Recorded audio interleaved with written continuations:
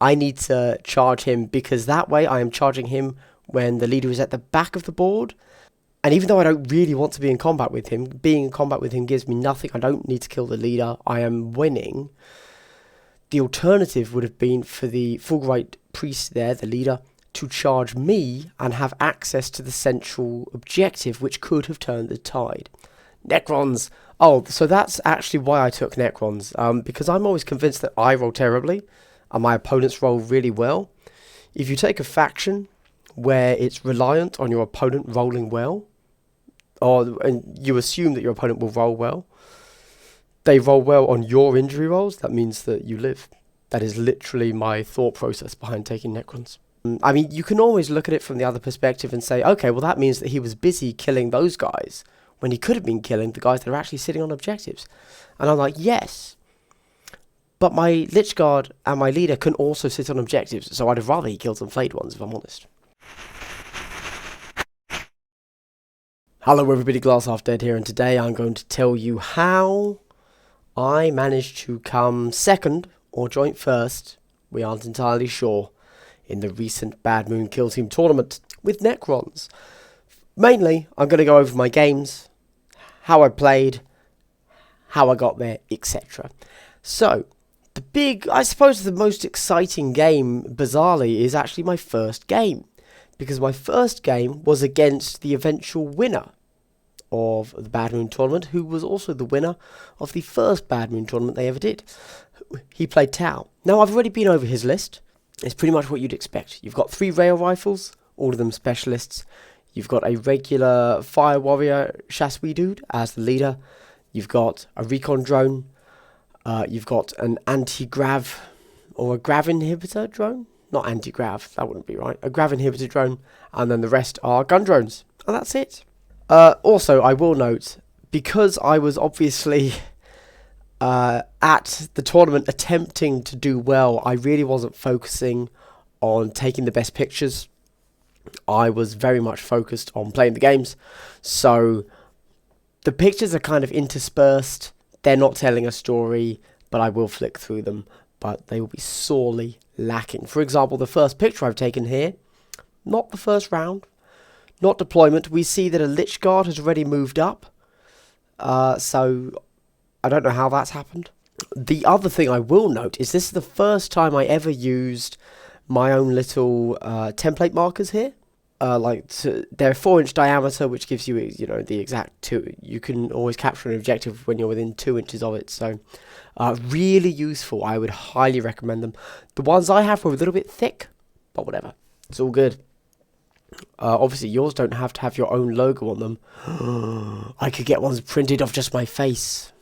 That'd be weird. I might do that. Anyway, how did I manage to draw with Tau? I don't really know. Wait, yes I do. So, this is actually, I would say, the way I managed to draw with Tau is going to be my view on how I won most of my games. And that is quite simply dice. Okay, let's see what else we've got. Is anything here going to tell us a story? So do note that thanks to the circular disc down here, we can see that my immortal is indeed within 2 inches of the objective. No need to measure. If the base is touching that white circle at all, he's on. Great. Okay, so at this point, interesting things have happened. Right, let me just I'm going to cut to the quick for you. Tau have to shoot you off the board. That's how they win. No, that's one of 2 ways they win. They shoot you off the board because they have really good shooting, but also they have drones that can move 8 inches with fly. They're just all over the board really quickly. And of course they'll be advancing, so they're 8 inches plus d6. They can sit for the entire game at the back of the board. And then final turn, if for some reason there was some final turn objective, just be anywhere on the board. And it's really difficult to deal with that. I, however, did manage to deal with it. How did I do that? His first turn of shooting, as Tau, he managed to shoot everything, every single gunshot. He did a single flesh wound to 1 flayed one. And that's why I didn't lose the game. yeah, there you go. I have no other... Yeah, I have no tips or tricks for this one, sadly. Okay, what did I do that allowed me to actually do stuff? So, we can't see it here, but I do have 3 flayed ones that I deep struck into his back lines. This tower was 5 inches high, so I managed to deep strike right next to them, effectively. These 3 died, but before they died, they managed to contest this objective. Well, that's not entirely true. I never scored this objective. I don't think I ever contested it. But it did mean that he had to devote resources to getting his gun drones on there so they couldn't be on other objectives. Whilst that was happening, I seem to recall, if we look over here, he was obviously pushing this objective quite hard, as he has 3 drones there. I obviously managed to kill 1, and we went on to contest. Over here, we contested. There was a lot of contesting. The real challenge, as I said, against the Tau, is they can just put a drone on an objective really easily. Yeah, I really don't know how I managed to draw this. Luck of the dice. Luck of the dice. Does this next one tell us anything interesting? Not really. So again, the way scoring works in most of these missions is you get 1 VP for holding 1, you get a second VP for holding a second objective, and then you get a third VP for holding more than your opponent. If you just hold 2 objectives and you manage to contest the third, then your opponent logically is only holding 1 in this particular mission, and that's a really quick. Like, you could start losing. You kind of get the snowball effect, and yeah, it's tough. However, luckily that never happened. Anytime he would get more models onto one of my objectives, I would manage to kill one of his guys and then contest, and that was really how the entire game went. As we can see up here in his side with the drones, he always held this, but he never went down here. So I was giving him a lot of hassle up here, and he managed to never kill all of my flayed ones there, I think. I just had my leader, sat on the objective the whole game, didn't do anything, but he got me those victory points. In this particular one, I had also taken Engage on All Fronts, the one where you have to have a model in each of the 4 quarters of the board. That became one of my... well, that's something I could talk about a little bit later, actually, but positional objectives are the way you win games. Screw killing things, that's difficult. Positions, you can guarantee a positional objective. You could say, I know whatever my opponent does, I can put this model at this point on the board. When it comes to killing, you can say, well, you know, I know that mathematically there's a 25% chance that I will get to a 50%, you know, coin flip of an injury roll. Great. So, yeah, okay.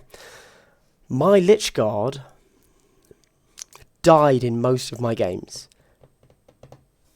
I feel that's my own fault because I was positioning him very aggressively.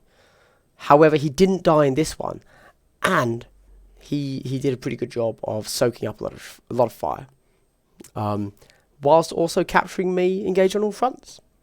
There you go. Right, over to this one. Let's flip it. So, this was my second game. It was against Tau once again. At this point, I had like visions of just playing against Tau 5 times in a row. Didn't happen, luckily. So, this is an interesting board layout. We see that because we have this really big line of sight blocker in the middle, this is an odd objective, and you cannot get cover while you're here. On this particular mission, I decided I've got to pick Dominate, and I've got to, and the mission special, I believe on this one, is Control the Central Objective. So, dice gods, I threw all of my guys into the middle, like all these 4. I went into the middle. I lost my leader turn 1, and I lost my Lich Guard turn 1. This was a... Yeah, if you had only seen the first turn, you'd have thought, oh, Andy's screwed. No chance. Yeah, so I lost my leader and I believe my Lich Guard turn 1. I mean, you can always look at it from the other perspective and say, okay, well that means that he was busy killing those guys when he could have been killing the guys that are actually sitting on objectives. And I'm like, yes, but my Lich Guard and my leader can also sit on objectives, so I'd have rather he killed some flayed ones, if I'm honest. Just saying. So, in this particular list, again, 3 rail rifles. The main difference is this guy here, his leader, was a stealth suit with a fusion blaster. When I saw that fusion blaster, yes please. I believe he did actually shoot me one of my flayed ones with the fusion blaster. And he was within half distance. Is that the thing with the fusion blaster? I don't know. Anyway, he rolled 2d6. He had to roll like 5 dice on the injury roll, and he rolled a 6. Necrons. Oh, so that's actually why I took Necrons. Because I'm always convinced that I roll terribly, and my opponents roll really well. If you take a faction where it's reliant on your opponent rolling well, and you assume that your opponent will roll well, they roll well on your injury rolls, that means that you live. That is literally my thought process behind taking Necrons. Anyway, there's not a huge amount to say here. After losing my Lich Guard and my leader turn 1, I was very close to salt. I apologised to my opponent, but I was like, God damn, son of a... I was genuinely close to conceding. Like, I was like, what's the point? What's the point? Anyway, the point was, I won. Somehow. Okay, so this is turn 1 as we both deployed. We skip over to here. This must have been the final turn. Yeah. So we see huge changes. What happened to all of his drones? I must have killed some, I guess. We've got this guy here. I managed to sit him there and just weather the storm. He obviously got his guys over here to take it after killing both of my immortals. I sitting in the center because I had to, because that was the only way I was scoring domination and the mission special and something else, I don't know. Well, you know, just owning an objective is useful. We're contesting this, and he has that one because we can't see it here, but there's actually a rail rifle guy here. In fact, I might be in combat with the rail rifle guy there. I didn't manage to kill either, which was mildly annoying. But either way, it was actually really hard fought. I think the reason I won this one, I'm going to have to say secondary objective picking. I can't remember what I picked, apart from domination and the central objective one. But it was, yeah, if I hadn't picked those and had those getting me points, I think he probably won on primaries. Just because, again, he has that huge movement that allows him to get anywhere he wants, basically turn 1. So I won that. Game 2. In Game 3, this was against the Chill Team podcast guys. This was against Joe. I was going to say call him a mascot. That's not right, is it? Their showman? Showrunner. Showfront. Front of house man. With words. I don't think I took many pictures of this one. You know what? I messed up really badly on this one, actually. Yeah. So he was playing Death Guard. I think he was 12 Poxwalkers, maybe 11, maybe 14. Can't quite remember. And the rest was one guy with a flail, one guy with a mace. No, not a mace, sorry, a cleaver. Leader, who just had a bolter, I remember. I thought that was weird. And then another one with a plasma gun. There were definitely some luck of the dice on this one as well. Let's think. I want to say he killed my leader turn 2, but it might have been turn 3. Because I had hoped to kind of get some good shooting with my 2 immortals here. It did not happen. We can see right here, that's his blight launcher guy. Oh yeah, he had a blight launcher. As if I needed to say he had a blight launcher. This is one of the few games where my Lich Guard didn't die, actually. So that needs to be noted. What else happened here? Yeah. Okay. So, I don't think we have it. No. Right. This was another mission where you could take domination. Now. Oh, this tower in the middle is like 9 inches high. It's huge. I hadn't taken domination because this was right in the middle, and mentally I was thinking, oh, I won't be able to get it. So instead I took Scout the Field, which is where you need to have a model within 1 inch of 3 board edges. And I was deep striking 3 flayed ones. I ended up putting one right here in the top left corner, and then I had a guy down here as well who just sat there. And I maxed out my Scout the Field. That went fine. But it would have been so much easier if I had just dropped the 3 guys here and just had them sit right at the top. They didn't do anything else anyway. They could have just been there. That would have been great. Yeah. I didn't do that though. Was there anything else about this game? Not really. He got unlucky in that I believe he used every single shot with his plasma gunner at my flayed one that was just sat in the corner there. Didn't kill it. I think he might have put a flesh wound on it. So because of that, I managed to max out Scout the Field. Recon Sweep. I took Recon Sweep. This guy up here was the total MVP. He's not there, sadly. But yeah, he was just sat in the top there, getting me Scout the Field and Recon Sweep for 3 turns. I don't feel like anything else kind of special happened, really. He began to dominate the right-hand side of the board. He pushed down with his Blight Launcher, who I believe I never killed. Or maybe I did right at the end. I was dishing out a lot of flesh wounds, but I don't think I was really killing much. And because he had so many Poxwalkers, I didn't get him to the point where he had to actually take a break test. That was a bit of a nothing. Again, I won on secondaries. That's going to be another thing that you hear a lot. I won all of my games on secondaries mainly. So this was against Antonio with his AdMech. I've clearly taken a picture from the 2nd or 3rd turn.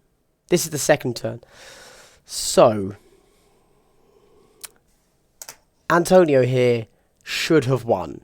If he had been playing any faction other than Necrons, he would have won. I believe he rolled 4 6s when it came to injury rolls. So I should have been down 4 extra models than I was, and if he had actually been getting those kills, he would have definitely won, and I wouldn't have been able to do anything. I'd have probably broken with any other team.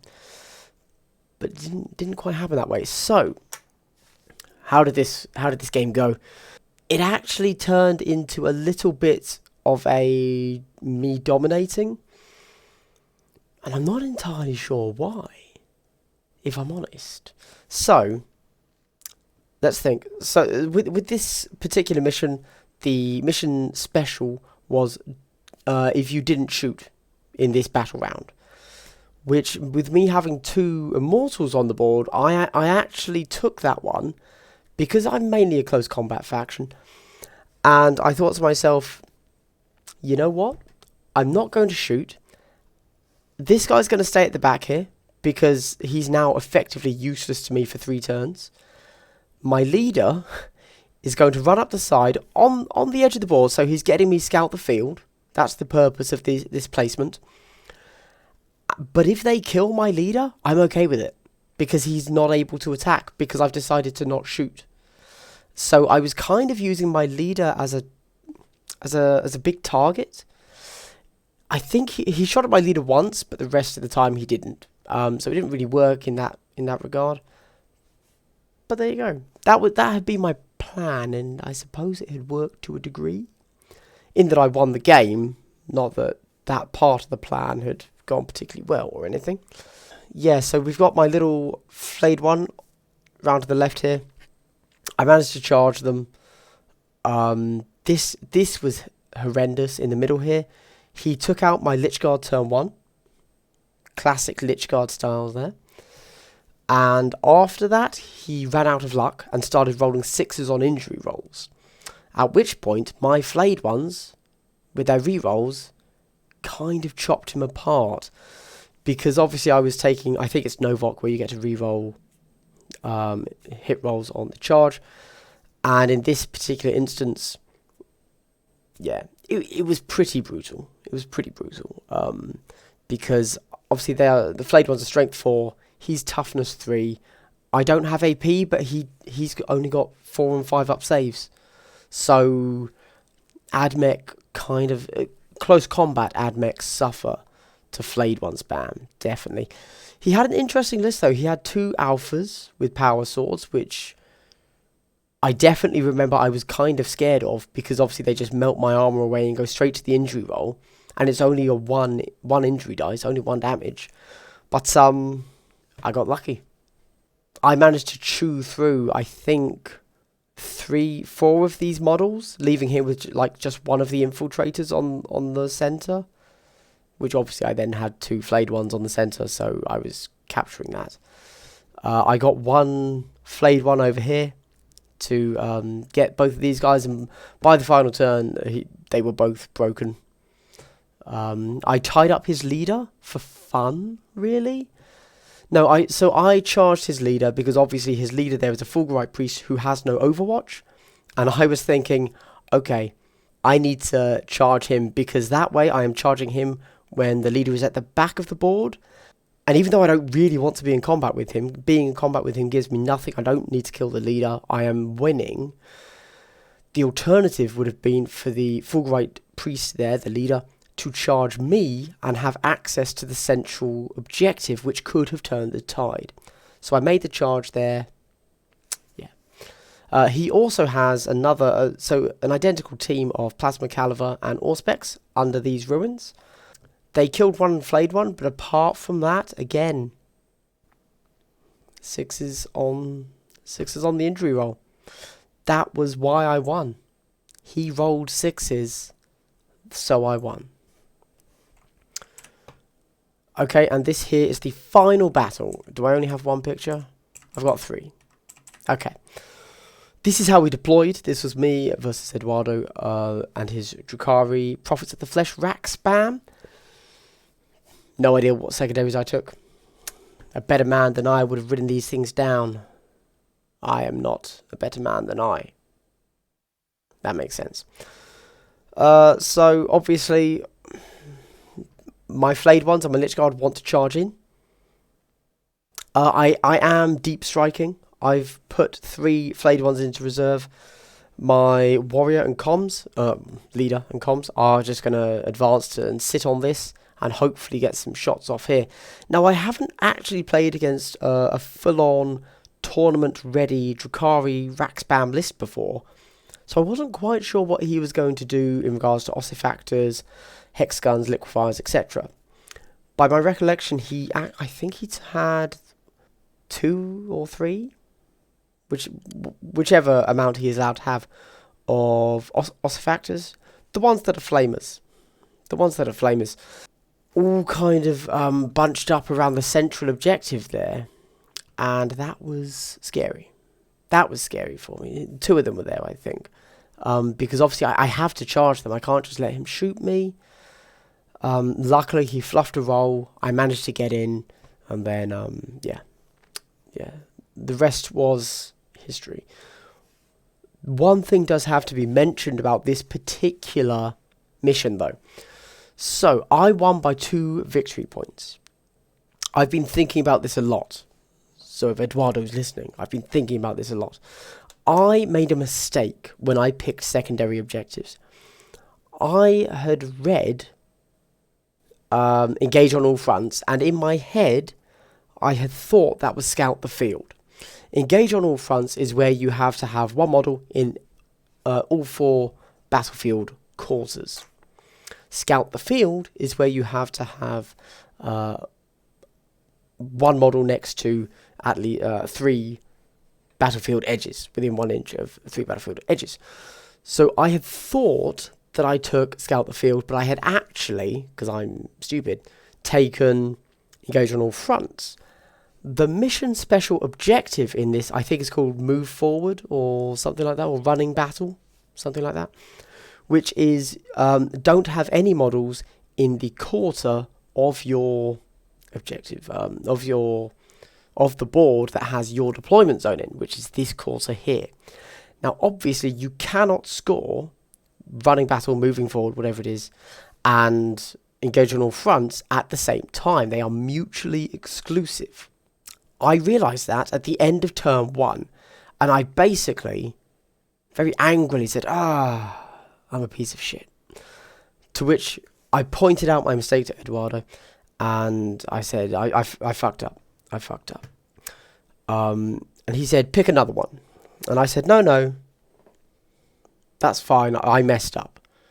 But he insisted, and so I did. I picked another secondary, which was high profile targets, which is where if you kill an enemy specialist, you get 1 VP 3 times, obviously. And I got 2 VP because I killed, I think, his demo and his combat or something like that, or zealot, I don't know. And that was it. However, the fact that we came to a 2-point difference is like, ooh, I had really hoped that I was going to win without having to take into account my third secondary, which in this case was high profile targets. But having thought about it, running battle, moving battle, whatever it is, and Engage on All Fronts are mutually exclusive. But as you can only score any secondary 3 times, had I stuck with that on the 4th battle round, or at some point, I would have scored the other one once. So hypothetically, I would have still won by 1 VP. Obviously, the battle would have been completely different had I been playing that. I don't know. Anyway, there you go. That's just a little caveat. Yes. Let's talk about the game as it actually happened, though. I can't remember. I feel like I've spent all of my emotional energy on confessing my terrible playstyle there. So the last few turns of this game actually got pretty, I'm going to say technical, because that's a fun way to word it. We had a little melee scrap down the bottom here, where he charged in. Did I decisive strike? Maybe he decisive. I think he decisive striked, and then I chose to let him go ahead with the strike, because I had countercharged his original charge. And I had initiative, so I would have been able to attack first. So he counterstruck, or decisive strike, and I think he fluffed the roll. Yes. Okay, so this is how I won the game. Turn 1, I took out 4 of his models. He didn't do anything to me. He might have given me a flesh wound. Now, I didn't manage to kill another model at all throughout the rest of the game. Turn 1, I killed 4 models. Rest of the game, didn't kill a single thing. I was getting flesh wounds, but no kills. However, losing 4 models, turn 1, and I think it was a Clavex, maybe a second, no, not a second incubi, just 3. One of them was definitely one of the rack gunners, and I think then just 2 racks. That was devastating for Eduardo there. Really hard to come back. Obviously, he stayed in the fight, because I think he's a 12, 13 model kill team. So he still had models on the board. But after my pretty lucky rolls in turn 1, yeah, he was looking a touch the worse for wear. I deep struck 3 flayed ones, kind of all on this left edge here, with the intention of just getting them stuck in. Well, actually, the intention had been partly combat, but also capturing this board edge for Scout the Field. Yeah, which turned out to not be something I had, I think. Or did I? I can't remember anymore. He deep struck one of his guys with the gunner, charged in here to try and contest. I think he did actually end up killing one of my Necron warriors. But then I still had another on it. So I had a very strong first turn. Very strong. And then I think this is the final turn. As you can see, not much has really changed. However, up here in the top left corner, it kind of came down to this objective. My memory tells me that I held this one 100%. He held this one 100%. And then we were kind of swapping around between these two a little bit. Until the final turn, when we were both, obviously we need to be on objectives in the final turn. So we are both attempting to fall back far enough to get onto objectives. And then also the previous turn we were trying to move to block so that the other person couldn't get onto the objective if they did fall back. This guy here, so this isn't actually the final turn, unfortunately. So it doesn't quite look as dramatic as it should. But I managed to make a great fallback that would have contested here. But his leader with the Hex Rifle managed to kill the flayed one that had done the fallback. So that was pretty fun, pretty cool, pretty interesting. And that's it. That's the end of the games. How to win games of Kill Team. Positional objectives trump any other kind of objective. Yeah, like, that sucks so much if you're an elite team. I know. But seriously, even with my team that was only 10 models, so it's not like it was a horde, I only had 10 models, sacrificing 20, 30 points to sit on positionals won me every game. That's how I was winning. Really focus on the positionals. That's what you need to win the game. I took a lot of risks. I took a lot of risks that I probably wouldn't have taken with any other faction. And I'm not saying that statistically the risks I took made sense, but there was always that thing in the back of my mind saying, hey, reanimation protocols, let them kill you. For example, my Lich Guard, I put him front and center every game. He's got 2 wounds, a 3-up save, T5. I was like, yeah, go ahead, take him on if you want. And he died a lot, so people did take him on. But obviously you could always argue, well, you know, they had to put a certain amount of firepower into killing him, blah, blah, blah. And that obviously then didn't kill anything else you had going there. It's like, yeah, I suppose, I guess. But I think the big takeaway really is positional objectives. Honestly, I don't have any other advice.